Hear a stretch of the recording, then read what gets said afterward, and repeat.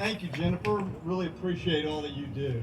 This is fantastic. You definitely asserted yourself as a community leader. Justin Appreciate Jacobs. that. Now I'm perspiring here. I'm not sure if it's because of the heat or I'm so fired up about this issue. So I'll try to temper myself here. I was talking with my sister this morning. She asked me what I was going to talk about. I told her that I was just going to spit out a couple data points. And she said, well, don't do that because depending on what picture you want to paint, you can find supporting data for it. I said, actually, I don't know that I buy that. I said, I can find speculation and conjecture to support any narrative I want to spin, but the data, the evidence, the science, the facts, it all tells the same story, all right? But in hearing her perspective, it made me realize what our superintendent and school board are looking at. They've hitched their wagon to Adler, S. Scott, and the Travis County Authority, and they're using wildly inappropriate numbers in their conjecture. I mean, S. Scott said that if we open schools to in-person learning, 1,370 children could die in Travis County this fall. What? Where's he getting that number? What kind of wizardry is that? I'm a mathematician. By my models, I have a hard time coming to one. I mean, these numbers are insane. Here are the facts. To date, in the United States, 90 kids have died from COVID-19.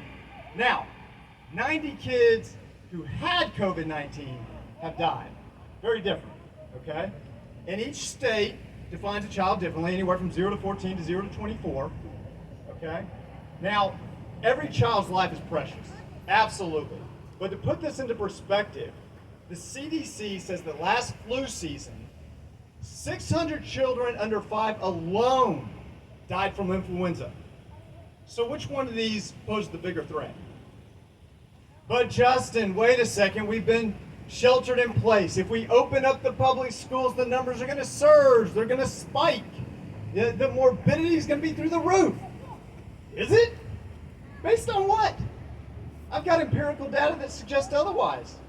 We've got 22 European countries that have had their schools open for months. Months. We don't see any discernible spikes, surges, nothing like that. They all come to the same conclusion.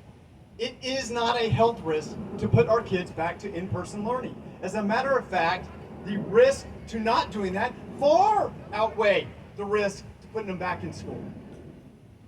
All right, guys, these are the facts, science, data, evidence that the American Association of Pediatrics, the Children's Hospital Association, the Johns Hopkins, the New England Journal of Medicine, even the CDC, the fan of fear himself, Fauci, has acknowledged we have to go back to in-person learning this fall.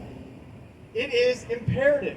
The director of the CDC, Dr. Robert Redfield, has said it is critically important to public health to put kids back in school this fall.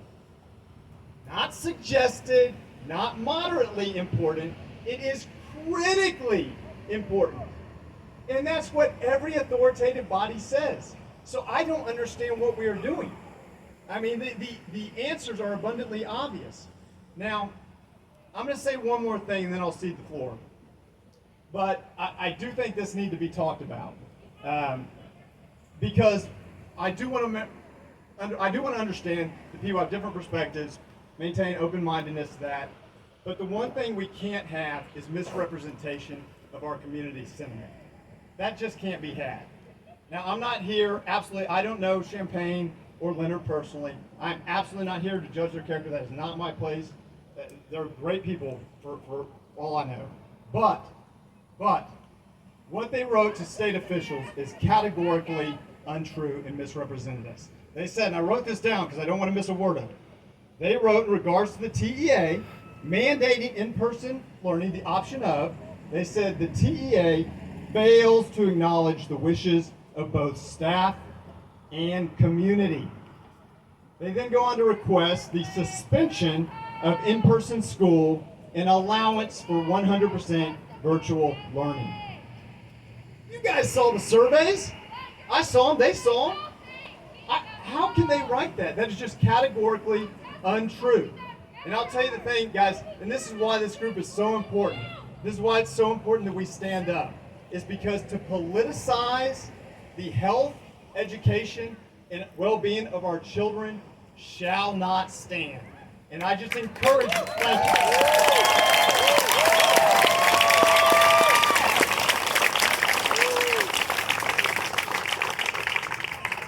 Thank you. And I appreciate you guys, and I just encourage you. This fight is too important to stop. You are fighting for truth and what is right, and I just encourage you to keep up the good fight. Right?